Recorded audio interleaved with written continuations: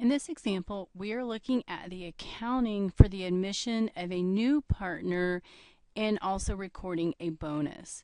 We have Turner, Isham, and Kevin have equity in a partnership of $40,000, $40,000, and $60,000 respectively, meaning Turner has a capital balance of $40,000, Isham has a capital balance of $40,000, and Kevin has a capital balance of $60,000. They share income and losses at a ratio of 1 to 1 to 3, meaning Turner has 1/5, Isham has 1/5, and Kevin has 3/5. The partners have agreed to admit William to the partnership. So we are going to prepare journal entries to record the admission of William to the partnership under the following conditions. I'm sorry, that says Henry. That's a typo in the book that I can't fix. So we're going to look at the original partner's equity. So the original partner's equity is $140,000 as a result of 40, 40, and $60,000. So William's investment will be $60,000, which will give us a new total equity partnership of $200,000 when William joins the partnership. So William's equity then, we are going to give him 20% interest in the partnership. So we take the new equity total of $200,000 times 20%, which gives us $40,000. So when William comes into the company, he is going to receive a capital balance of $40,000, even though he is investing $60,000 into the company.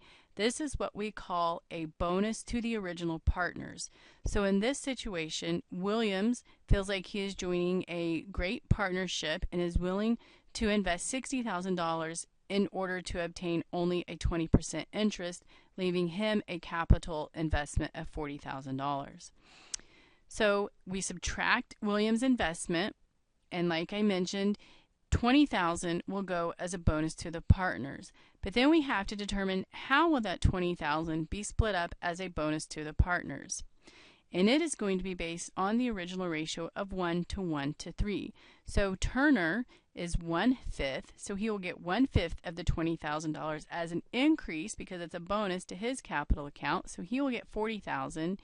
Isham will also get 1/5, so he will get an increase of $40,000 to his capital balance, where Kevin, because he has 3/5 interest in the company, he will receive a $12,000 bonus or increase to his capital account. So the journal entry for the business, for the partnership, we will debit cash in the amount of $60,000 that Williams has invested in the company. Turner's capital will increase by $40,000 as calculated below. Isham's capital will also increase by $4,000, and Kevin's capital will increase by $12,000. This is also where we record the addition of William. So William will now get a capital balance of $40,000, keeping in mind that $40,000 was a result of his 20% of the $200,000, which was the total partner's equity. Scenario 2 says that Williams is going to invest $60,000, only now the partnership is going to give him 40% interest in the partnership, which will end up being a bonus recorded for William. So the original partner's equity of $140,000 based on the 40, 40, and $60,000 for Turner, Isham, and Kevin.